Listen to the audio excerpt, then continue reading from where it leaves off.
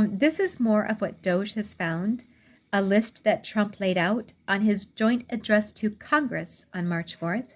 I have here $22 billion with a B for DHHS to provide free housing and vehicles to illegals.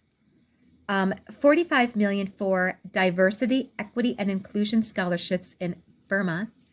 $8 million to promote LGBTQI plus in the African nation of Lesotho, which I've never heard of. $60 million for indigenous peoples and Afro-Columbian empowerment in Central America.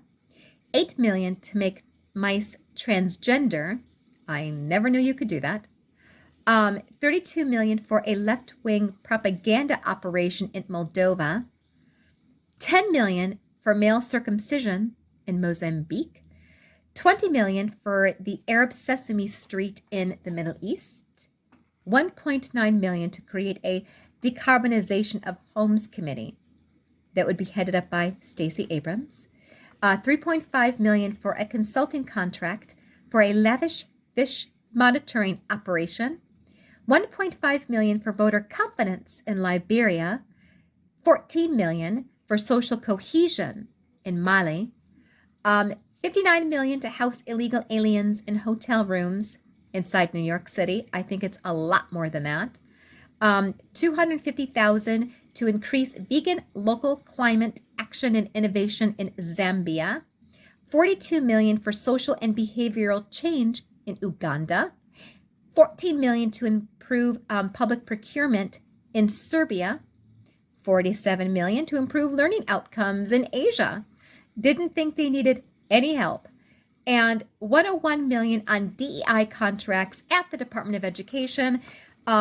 Furthermore, lastly, the United States Government Accountability Office estimates that there is some $500 billion, $500 billion with a B, that's $500 billion, in fraud annually.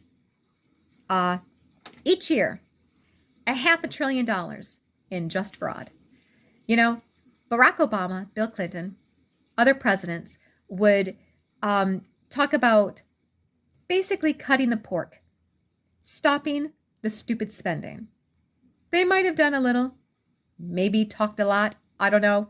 But now something is actually being done about it.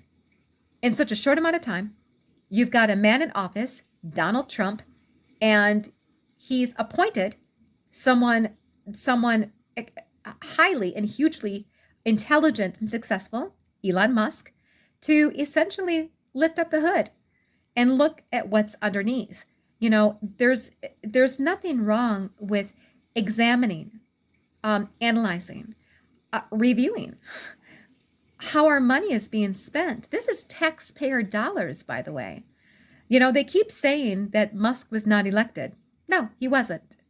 But this was not elected either.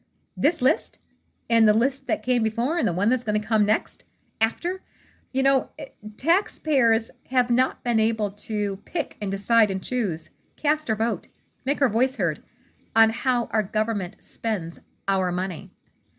Government has been essentially squandering U.S. taxpayer dollars. You know, there is plenty of need right here in the U.S. What about the hurricane victims from the Carolinas? What about the fire victims from in California? Nobody talks about Ohio and the train derailment. You know, that community was devastated. Basically, the point is there is plenty of need right here. And whenever there's that threat of government shutdown, I've got to laugh. You know, the government would never have to shut down if it would just stop wasting our money.